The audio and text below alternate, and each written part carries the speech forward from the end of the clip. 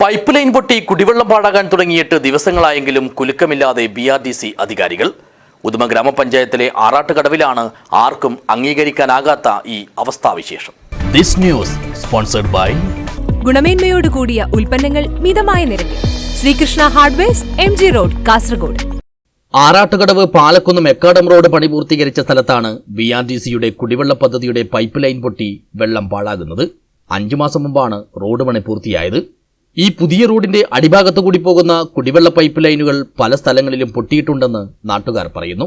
ഇവിടെ നിന്നും ഇടതടവില്ലാതെ ഒഴുകിയെത്തുന്ന വെള്ളം ടാറിങ്ങിന് അനുമതിയായ പഴയ റോഡിനെ സദാസമയവും ചെളിക്കുളമാക്കി മാറ്റുന്നു. സമീപത്തെ ഫ്രണ്ട്സ് ക്ലബിന്റെ പ്രവർത്തനത്തെയും ഇത് ദുരിതത്തിലാക്കുന്നുണ്ട്. സംഭവം സംബന്ധിച്ച് BRDCയുടെ ഇവിടുത്തെയും തിരുവനന്തപുരത്തെയും അധികാരികൾക്ക് പരാതി നൽകിയിട്ടുണ്ടെങ്കിലും ബന്ധപ്പെട്ടവർ പരിഹാര നടപടികൾ ഉണ്ടാക്കാൻ ശ്രമിക്കുന്നില്ലെന്നാണ് നാട്ടുകാർ പറയുന്നത്. 5 മാസത്തിലേറെയായി നമ്മളെ ഈ വാട്ടർ അതോറിറ്റിയുടെ കുടിവെള്ള പൈപ്പ് പൊട്ടിയിട്ട് വെള്ളം അനാവശ്യമായി വെറുതെ ഒഴുകി പോവുകയാണ്. അത് ജനങ്ങളുടെ കുടിവെള്ളം ഉപയോഗിക്കേണ്ട വെള്ളമാണ് വെറുതെ പോയി ഇതിങ്ങനെ അനാവശ്യമായി പോകുന്നത്. ഈ ആറാട്ടടവ് പാലക്കുന്ന് റോഡ് കുടിവെള്ളത്തിൻ്റെ പൈപ്പ് പൊട്ടി കുറേ കാലങ്ങൾ ഒരു 5 മാസത്തോളമായി.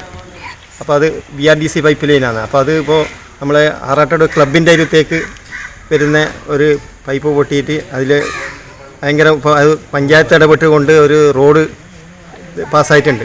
ആ റോഡിൻ്റെ പണി എത്രയും പെട്ടെന്ന് നടത്തണം.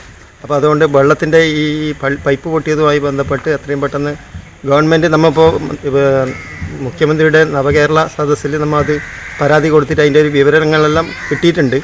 അപ്പോൾ അത് പെട്ടെന്നുള്ള ഒരു അധികാരികൾക്ക് ഈ ഇതിലൂടെ അത് നന്നാക്കാൻ വേണ്ടിയിട്ടുള്ള ഇടപെടലും കൂടി അതിന് ഉണ്ടാവണം എന്നാണ് പറയാനുള്ളത്.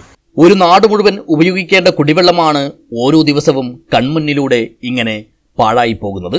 ഇനിയും ഇക്കാര്യത്തിൽ അവഗണന തുടരുകയാണെങ്കിൽ ജനകീയ സമരവുമായി രംഗത്തിറങ്ങാനാണ് നാട്ടുകാരുടെ തീരുമാനം. News bureau, Uduma.